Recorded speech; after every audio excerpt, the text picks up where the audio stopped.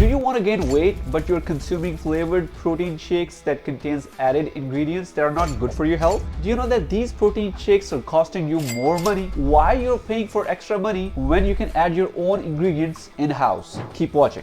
Hello friends, welcome back to my channel. My name is Kishan, your very own Texas-based nutritionist and strength training expert with over 10 years of experience. In this video, I'm going to show you how to make your unflavored whey protein taste much better using home-based ingredients. I assure you guys, the tricks that I'm going to show you in this video are not out of the box, but these will make all the difference that you need to make it taste better. The first ingredient that I'm using is whole milk, and the reason is simple. We want to bulk and need more calories. Now, contrary to a popular belief, whole milk is more healthy as compared to the low-fat milk because there are lots of added stabilizers that manufacturers put in to make it more tolerable. Now, I prefer to use frozen bananas in my smoothie to make it taste creamier without having to add additional ice. You may need to thaw the banana slightly before blending to avoid damaging the blender and hurting your eye or face. I'm also using frozen organic blueberries. Berries will give a light purple texture and make your smoothie thick like jelly. I use 100 grams of blueberries based on my macros.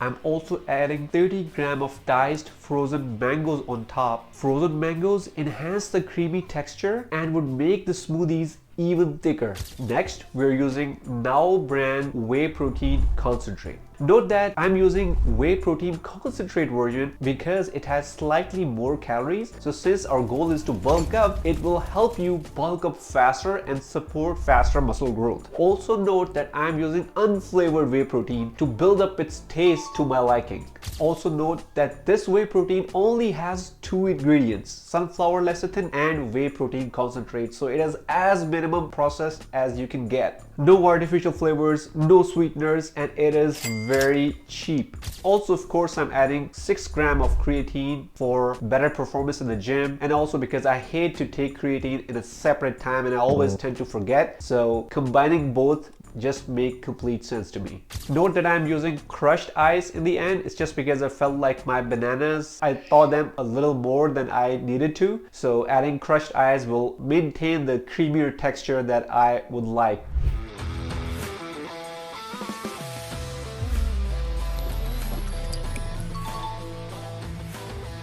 Wow, I really felt like I'm having a mango berry ice cream.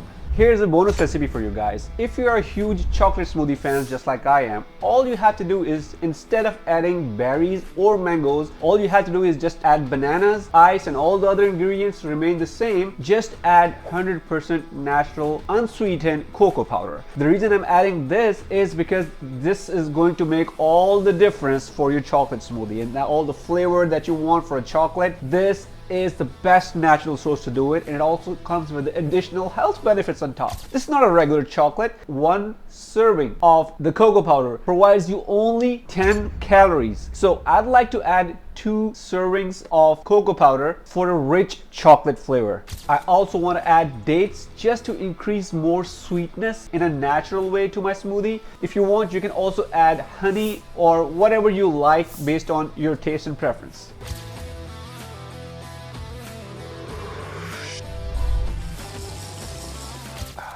Absolutely amazing. I would say I like the chocolate smoothie way better. I think the dates made a lot of difference in terms of sweetness. So let me know in the comments below which one of these recipes you like the most. Now, if you want to know the top 3 supplements that you need to consume right after workout for better performance, check out this video and I'll see you next week.